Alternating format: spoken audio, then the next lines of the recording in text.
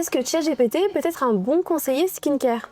Je pense que pour moi, il y a des très bonnes choses dans ChatGPT ou n'importe quelle IA.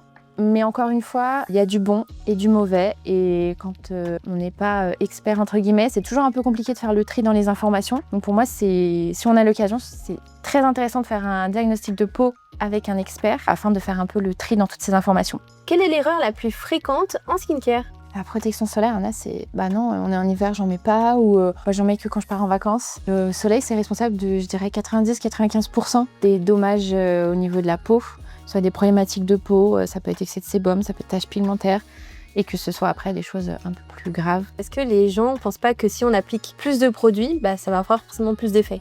C'est un peu une question d'équilibre. La peau, elle a une capacité d'absorption. Si on lui en donne trop, au bout d'un moment, elle absorbera plus, ou pas correctement en tout cas. C'est un organe qui est très très intelligent. Elle va savoir de quoi elle a besoin au moment où elle a besoin. Donc pour moi, il faut appliquer quand même des produits, on va dire, basiques, qui sont essentiels, sans en faire trop. Dans quel ordre est-il mieux d'appliquer les produits? Si on part déjà sur le matin, l'ordre primordial, c'est soit un nettoyage de peau léger, soit une application d'une petite lotion hydratante. Application d'un très bon sérum qui va permettre d'hydrater la peau et de la renforcer pour la journée. Et enfin, application d'une protection solaire, on va dire produit indispensable pour la journée. Et pour le soir, à l'inverse, on va faire un nettoyage de peau un petit peu plus profond afin d'enlever toutes les impuretés qui se sont accumulées sur la journée. Toujours l'application d'un sérum avec des actifs un petit peu plus ciblés selon la problématique de peau et une bonne crème hydratante pour permettre de réhydrater et de réparer la peau la nuit.